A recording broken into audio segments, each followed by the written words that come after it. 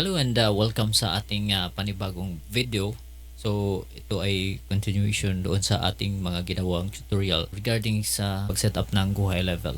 Doon sa agency view na paliwanag ko yung mga importanteng mga bagay na gagawin natin doon once mag-setup tayo ng account.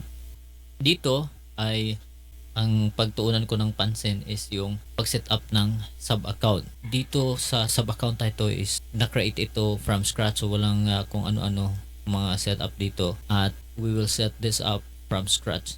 Now, doon sa pag-create ng sub-account, doon sa agency view, mayroong dalawang option doon, from scratch, which is this one, or kung mayroon ka ng snapshot, i-load mo automatically yung snapshot doon sa bagong sub-account para edit ka na lang. Hindi mo na kailangang i-set up from scratch. But in this case, kung mayroong client na magpapakustomize from scratch, so ito yun.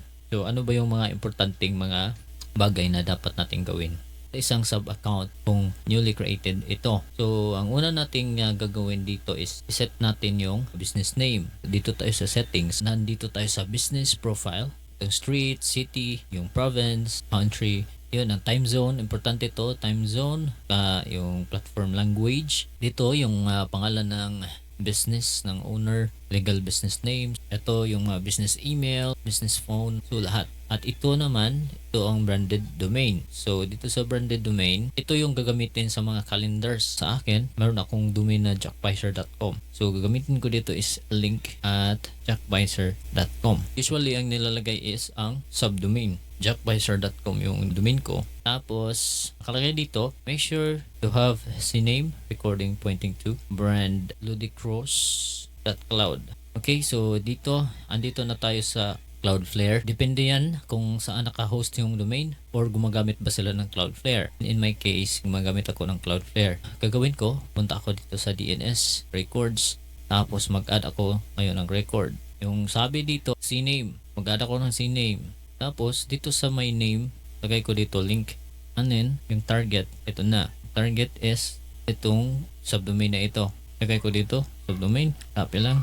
Tapos huwag na nating i-proxify. DNS only lang. Tapos save. Okay.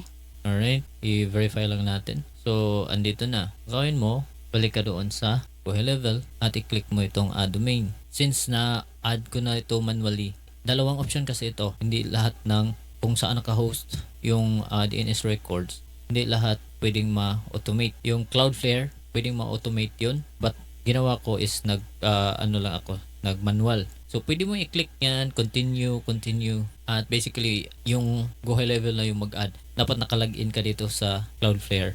Tapos i-click mo lang itong continue. Pero sa case ko is nilagay ko manually para at least makita nyo kung paano ilagay. So i-try natin na i-click ito. I-check niya ngayon kung ano yung mga records. So makikita ng system na mayroon na itong record. Your domain provider is Cloudflare. So na-detect niya na Cloudflare yung aking domain provider. Tapos i-authorize ko ngayon. Mag-redirect dito sa Cloudflare. So make sure na nakalagin ka before mo i-click yun. Nakalagin ka na dito kasi mag-authorize yan.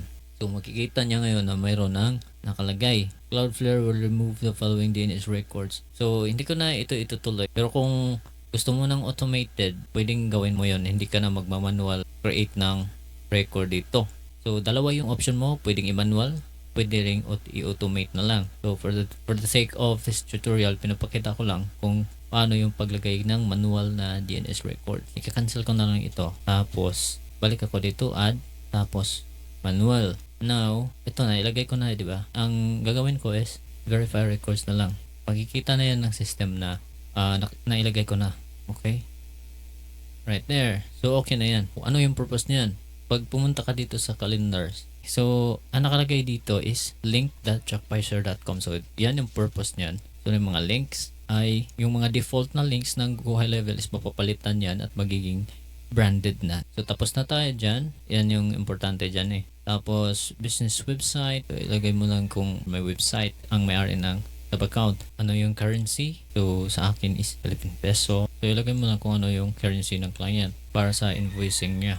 So sa case ko, kung mag-market ako sa outside the Philippines, so mas maganda. US dollar na lang gagamitin ko. Just add the details here. Meron ang may-ari ng sub account.